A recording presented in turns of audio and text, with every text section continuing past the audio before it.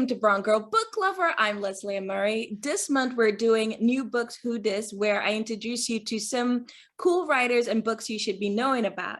I want to introduce you to Gabriel, I want to say it like that, Alemán of the Family Album. Gabriel, welcome to Brown Girl Book Lover. Thanks, Leslie. I'm glad to be here. What inspired you to write this collection? Well, it came out actually 10 years ago in Spanish. Mm-hmm. It's had a strange route. It came out, I'm from Ecuador, but the book first came out in Peru, then it came out in Colombia, then it came out in Ecuador. Eventually it came out in Puerto Rico, and now it has this beautiful translation from City Lights.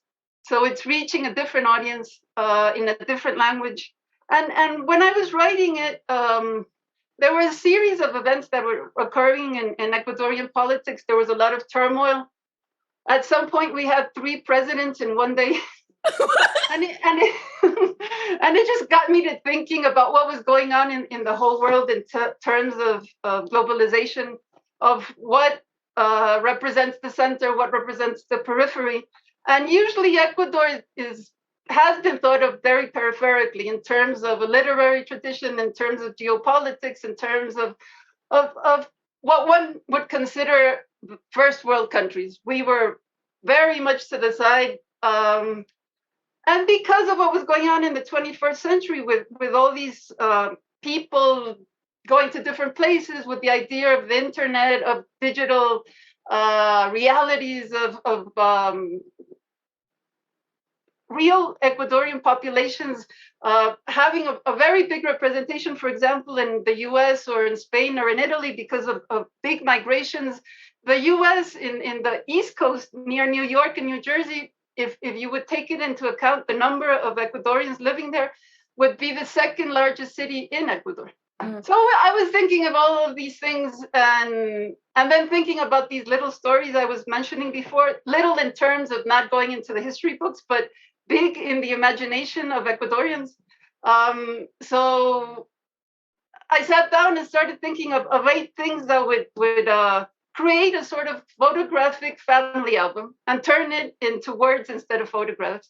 So the idea in each story is that the story that did occur in Ecuador becomes the frame of the story, and then there's a story inside. So it's 2 stories occurring at the same time. Oh, that's really smart.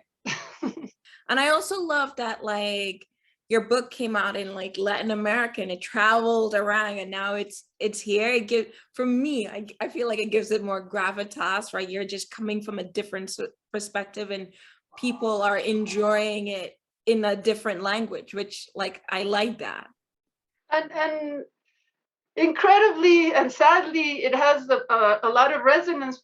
Because, for example, one of the story is set in the Ecuadorian Amazon, mm-hmm. and it has to do with colonization, with oil exploitation, with the disappearance of the primary forest. And as we've been hearing this past week about the 2 activists and the journalist who disappeared trying to defend the Amazon forest, one of the stories that I have in Family Album is set in the 1950s, and it actually happened when a group of missionaries tried to contact a group of people that didn't want to be contacted, that were fine in the forest and didn't want to have any contact with the Western civilization. And this clash led to 7 deaths. It led to the US military flying in from Panama because there was no presence in Ecuador at that time, and becoming this incredible story for Life magazine, when at that time Life was the biggest magazine in the US and everybody got to know about it. And in Ecuador, we hardly heard anything about what had happened in our Amazon because there was hardly any presence from the government of Ecuador in the Amazon. There was much more presence from the outside. So there's these geopolitical, ideological clashes that are going on in these short stories. They're mostly 8-10 pages long.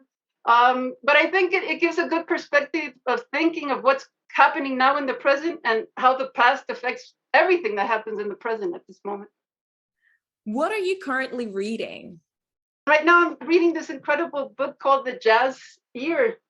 Oh, nice. And it's interviews, conversations about music and how it works and the cultural experience of listening to music and how it affects us through different jazz musicians from the 1950s onwards.